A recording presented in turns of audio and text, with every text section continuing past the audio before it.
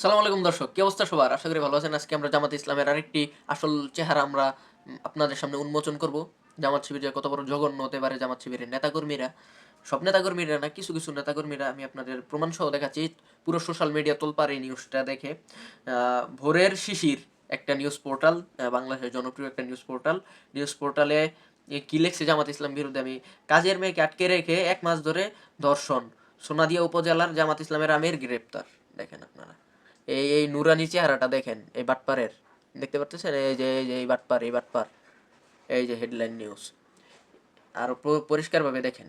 তো এইসব যদি করে, হ্যাঁ, বাংলাদেশের জামাতে ইসলাম একটা ইসলাম ইসলামীয় সংগঠন যদি এইসব কাজ করে, বাংলাদেশের অন্য অন্য সংগঠন কি করবে? বাংলাদেশের মানুষ কার কাছে আস্থাটা রাখবে? হ্যাঁ, বাংলাদেশের মানুষ কার কাছে আস্থাটা রাখবে? কাকে ভরসা করবে? কাকে ভরসা করে বাংলাদেশের মানুষ ক্ষমতায় আনবে? আপনারা বলেন, এরা যদি এত জঘন্য কাজ করে।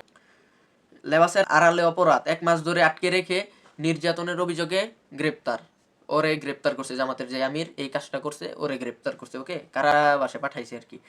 সোনাদিয়া উপজেলার এক কিশোরীকে জোরপূর্বক আটকে রেখে দীর্ঘদিন ধরে ধর্ষণের অভিযোগে আমির নামের এক ব্যক্তিকে গ্রেপ্তার করেছে পুলিশ, মানে জামাতের আমির এই কাজটা করছে।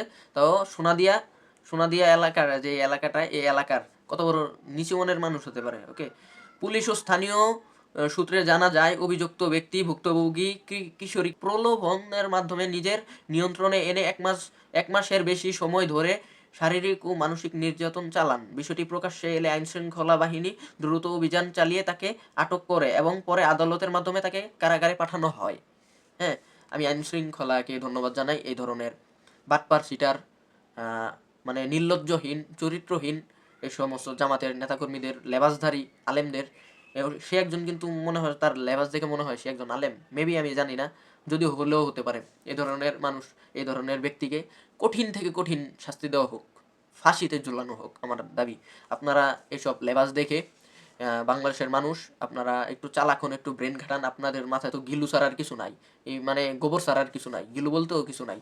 তো আমি যতটুকু বলবো, এই ধরনের বাটপার চিটারদের কবলে পড়বেন না আপনারা। এই ধরনের বাটপার চিটারদের বিশ্বাস করবেন না। এদেরকে ভোট দেওয়ার আগে 200 বার চিন্তা ভাবনা করবেন। আর আপনারা যতটুকু জানেন, এই জামাত শিবির এই খালি ধর্ষণ, নির্যাতন, মানে বলৎকার আর বলৎকার, এই নিউজ আপনারা জানেন, মিডিয়াতে প্রতিদিনই বের হয়। তাহলে খুবই চিন্তা ভাবনা করে ভোট দিবেন। আমি কিন্তু ভোট দেই না কাউকে, আমি রাজনীতি করিও না, রাজনীতি এত বুঝিও না। কিন্তু আমি এই ধরনের লেবাসদারি আলেমদের আমি বিরোধিতা করি এবং তাদের মুখোশ উন্মোচন করি, এক কথায়। না হলে এদের মতো, স্ক্রিনে দেখেন, এদের মতো লম্পট কিছু নেতাকর্মীদের জন্য বাংলাদেশের বদনাম হচ্ছে, বাংলাদেশের প্রেস্টিজ নষ্ট হচ্ছে। এটা আমরা যারা অ্যাক্টিভিস্ট আছে, আমরা এটা হতে দিব না ডাইরেক্ট। হ্যাঁ, তো বাংলাদেশের মানুষ এটা সোচ্চার হবেন। আমি আজকের মতো এখানে ভিডিওটা শেষ করতেছি। এই মুখোশটা আমি উন্মোচন করলাম, সারা বাংলাদেশের মিডিয়াতে দেখাচ্ছে। আপনারা যদি একে কখনো পান, মানে থাপড়াইতে থাপড়াইতে দাঁত দুধ ফালাই দিবেন এই এরকম চরিত্রহীন মানুষদের। তো ঠিক আছে, সবাই ভালো থাকেন, সুস্থ থাকেন, আল্লাহ হাফেজ। আর ভিডিওটি ভালো লাগলে শেয়ার করে দিন।